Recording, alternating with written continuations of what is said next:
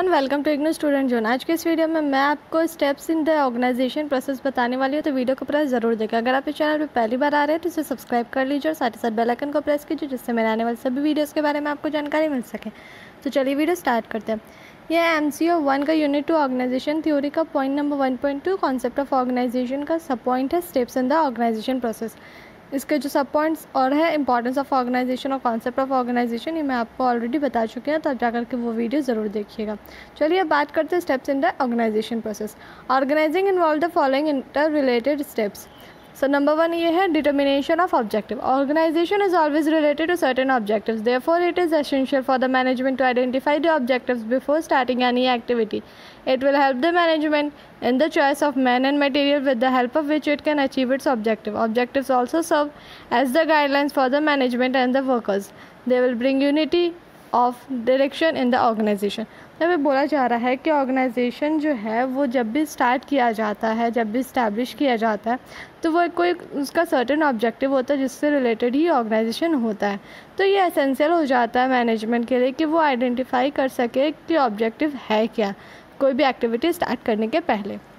तो इससे मदद मिलेगा मैनेजमेंट को कि वो मैन और मटेरियल जो रिक्वायर्ड होता है उस ऑब्जेक्टिव को फुलफ़िल करने के लिए, अचीव करने के लिए, उसका अच्छी तरह से चॉइस कर सके, अच्छी तरह से उसको सेलेक्ट कर सके, ताकि जो ऑर्गेनाइजेशन का ऑब्जेक्टिव है उसको अच्छी तरह से फुलफ़िल किया जा सके। तो ऑब्जेक्टिव जो है वो एक गाइडलाइन की तरह भी काम करता है मैनेजमेंट के लिए और वर्कर्स के लिए।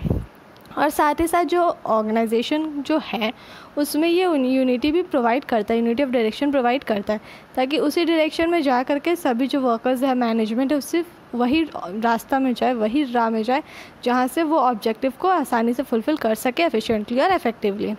Next, identification and grouping of activities. If the member of the group are to pool their efforts effectively, there must be proper division of the major activities. Each job should be properly classified and grouped.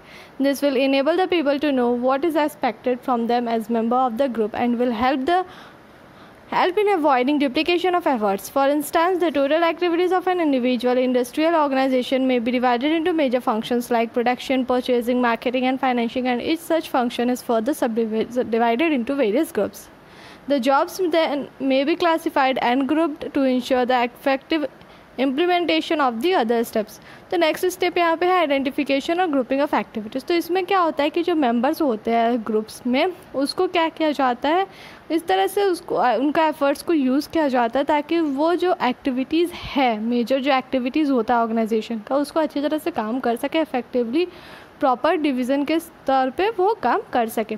तो जो भी job उनको दिया जाता है वो उनको अच्छी तरह से बताया जाता है और उसमें बहुत सारे ग्रुप्स इन्वॉल्व हो जाते हैं, बहुत सारे लोग वहाँ पे इन्वॉल्व हो जाते थे एक साथ, ताकि वो काम आसानी से कर सके। तो इससे ये हो जाता है कि जो भी लोग हैं, जो भी नेबल है, जो भी काम करने के लिए, तो उससे क्या होता है कि जो मेंबर्स होते हैं ग्रुप में, वो अपना जो काम है वो पूरा एफर्ट लगा करके वो कर सकते हैं बिना कोई गड़बड़ी के। बस जो भी जिस फील्ड में एक्सपर्ट है, जो भी जिस फील्ड के लिए कैपेबल है, जिसके पास जो एक्सपर्ट होते हैं, उनको उस हिसाब से काम दिया जाता है और उस हिसाब से उनका ग्रुपिंग किया जाता है। यहाँ पे एक एग्जांपल दिया हुआ है कि जो भी एक्टिविटीज़ होते हैं जिसमें कि इंडिविजुअल इंडस्ट्रियल ऑर्गेनाइजेशन जो है उसमें क्या होता है कि डिवाइड कर देता है जो भी मेजर फंक्शंस होता है, जैसे कि प्रोडक्शन, परचेजिंग, मार्केटिंग, फाइनेंशिंग, ये सब जो भी फंक्शंस होते हैं, तो उसके अकॉर्डिंग लोगों को डिवाइड कर दिया जाता है। और उसके साथ ही इसके जो सब डिवीज़न भी होता है वर्कर्स को लेकर के, मीन्स यहाँ पे एक हेड बना दिया जाता है, फिर उसी के अकॉर्डिंग उसी के अंडर में बहुत सारे लोगों को ला दिया जाता है ताकि एक गाइड करे, एक के पास ज़्यादा अथॉरिटी हो और रिस्पॉन्सिबिलिटी भी उन पे ज़्यादा हो, और वो अपना जो रिस्पॉन्सिबिलिटी है वो सभी लोगों के साथ शेयर करे और सब मिलजुल करके काम कर सके। तो ये जो जॉब होता है उसको क्लासीफाई किया जाता है और ग्रुप इस तरह से किया जाता है ताकि जो ऑब्जेक्टिव है उसको पूरा करने के लिए जो भी प्लान बनाया गया है उसको इफेक्टिवली वो इम्प्लीमेंट कर सके दूसरे स्टेप्स में। फिर allotment of duties. After classifying and grouping the activity into various job, they should be allowed to be do to the individual so that they could perform them effectively. Each individual should be given a specific job to do according to his ability and made responsible for that. He should also be given the adequate authority to do the job assigned to him.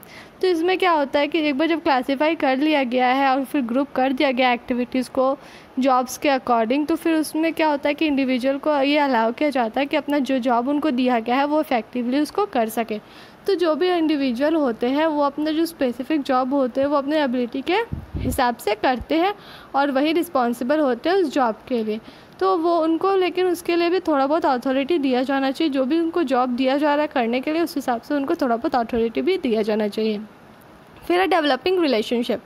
Since so many individuals work in the same organization, it is the responsibility of management to lay down a structure of relationship in the organization. Everybody should clearly know to whom he is accountable. This will help in the smooth working of the enterprise by facilitating delegation of responsibility and authority.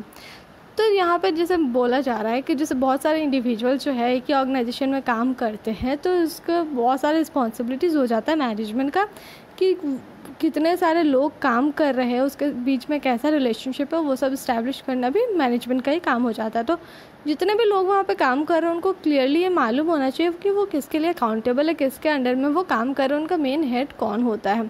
तो उससे क्या होगा कि जो भी काम वो कर रहे हैं वो स्मूथली वो कर सकेंगे, और साथ ही साथ जो भी रिस्पॉन्सिबिलिटी और अथॉरिटी वहाँ पे दिया गया है उस मैनेजमेंट को, वो अच्छी तरह से वो स्मूथ वर्किंग के साथ कर सकेंगे। मीन्स जो भी काम उनको दिया गया है वो स्मूथली वो कर सकेंगे। फिर integration of these groups of activity. Integration can be achieved in all activities in following veg: A, through authority response relationship horizontally, vertically and laterally, and B, through organized information or communication systems, that is with the help of effective coordination and communication. We can achieve unity of objective, teamwork and team spirit by the integration of different activities.